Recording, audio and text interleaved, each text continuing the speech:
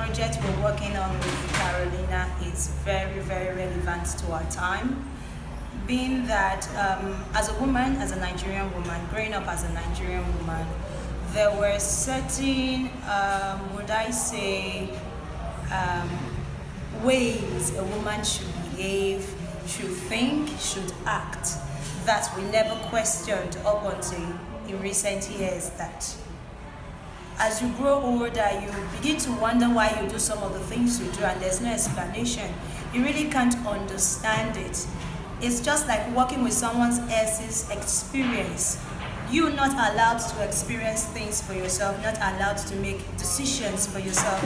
It limits you in a way, and that's why we're doing what we're doing. We want to question things that have been, precepts that have been set down for us. We really want to understand it, because if you do not understand, if you're just walking in ignorance, it's pretty foolish, because you make certain mistakes, you make foolish decisions that if you were more knowledgeable, you otherwise wouldn't have made. So doing those projects gives us an opportunity to question society and to also rub minds with other women and men alike. We want to understand what it feels like being a man in Nigeria. Why do they have to behave the way they do? Why have they accepted the box that society have put them into? We also want to understand why we are made to think and act the way we do. We need to come to an understanding and begin to work from there. We've all heard about feminism and all of that, but if you look at the feminist mantra, it mainly works with what a man can do. A woman can do better, but it shouldn't be that way. The woman was never created to be a man. She was created to be a woman.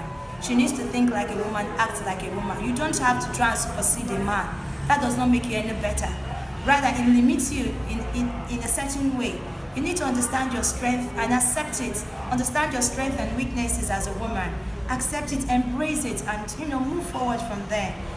That's great, and it's really interesting, and it's eye-opening. Everybody should see this, should get involved, should talk about it.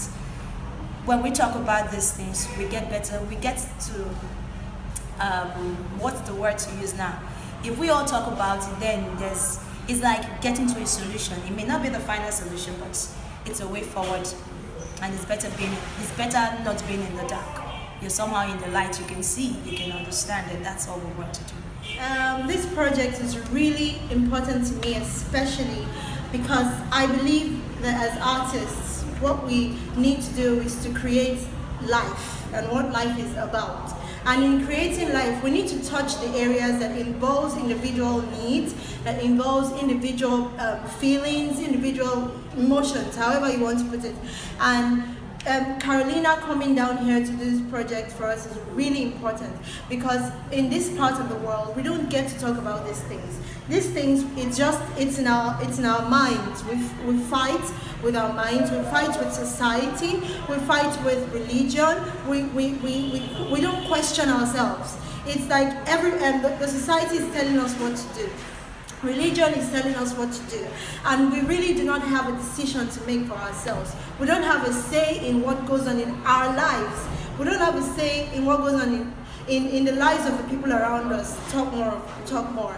And I think this is really important as a way to discuss, to bring up discussions among women who are afraid to go out there and tell people how they feel about men touching them. For instance, you walk on the streets of Nigeria and you get a lot of harassment, and nobody is saying anything about it, because everybody has all the women have bowed down to the fact that, oh, this is normal, and it isn't normal. This project is about telling women that this isn't normal. We shouldn't accept it. We shouldn't bow to it. We should fight against it, because if we do not fight against it, it's going to eat us and it will subject us, and we will finally be, inhibited, and we will not be able to live free as well. Why should a man be able to do so many things and I'm limited because I am a woman, because I've got breasts, because I've got ass, because my skin is soft?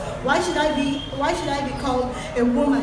Why should everything that involves a woman mean weak? Why should it mean that I'm weak? Why should it mean that I cannot I cannot lift things? Why should it mean that I can only be pregnant? I can only be in the kitchen? Can't I go out to work?